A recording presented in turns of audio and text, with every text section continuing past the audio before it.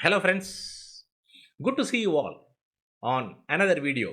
This time we are going to discuss about time of supply goods.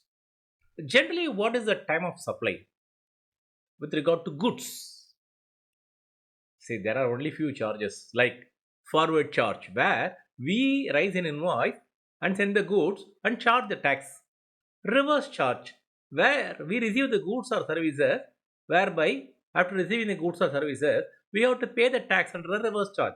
Certain miscellaneous provisions, that's all. Only three charges are available towards a tax on the goods of service or goods.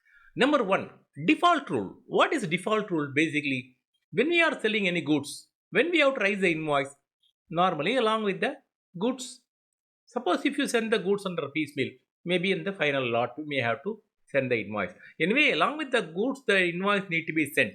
This is the default rule as per section 12 of the CGST Act. Sir, it cannot be identified and all. Then the payment received for the goods, no, that can be identified as a liability period for the time of supply of goods. Suppose if we are under the composition scheme, say the composition scheme is the minimum taxation need to be charged. In that case, what will happen? So date of payment is going to be crucial and the date of invoice is also crucial here. So with regard to composition also, the date of invoice and date of payment are crucial with regard to determine the time of supply of the goods. In case if the invoice value is more than 1000 rupees, what is the sanctity of 1000 rupees invoice? There is a provision in the act that if it is more than 1000 rupees only, it is stringently followed. For less than 1000, it is not that much stringently followed. If it is more than 1000 rupees, then the value of the invoice, date on which it is raised, and the payment received, either one, whichever is earlier, can be taken. See, when you make a continuous supply, for an example, goods can be supplied continuously. Continuous supply. How to determine the tax liability time? In that case, whenever you raise a statement that can be considered for the continuous supply of goods or the payment received, whichever is earlier. Here we are going to discuss about an interesting topic. When the goods are sent on approval basis, what is the time of supply? We don't know whether they will take it or not. It's on the approval basis. So what we need to do?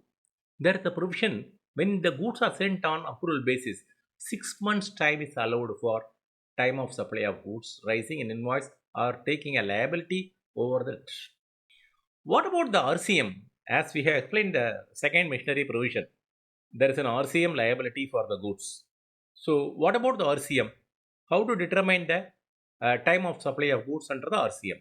First of all, it can be date of receipt of the goods, date of receipt for the invoice, date of receipt of the payment, making the payment, no, that is the date, or 30 days from the date of receipt of goods can be considered.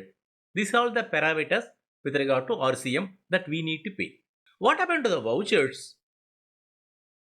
Vouchers are physically notes given. When the voucher is no identifiable with a product, at the time of disbursal of voucher itself, it is taxable. But when the voucher is only for the money value, it is not like that. At the time of redemption only, it is taxable. The time of supply of goods comes only at the time of redemption. Okay, with regard to the time of supply of residuary provisions, what is this other than these things? Other than forward charge and reverse charge, what is the residuary provision?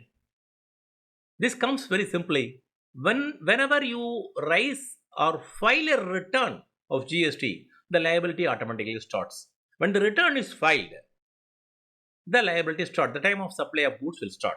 There are certain miscellaneous provisions also. For example, there can be a late fee, there can be an interest, there can be a penalty which can be levied for the delayed payment kind of thing. Those things also liable for GST. But and from which date? Not from the date of supply, but from the date the interest accrues or the late fee charged or the penalty paid. Those things need to be looked at. So we discussed more about a forward charge, a reverse charge, and the miscellaneous provisions which are coming under the time of supply of goods.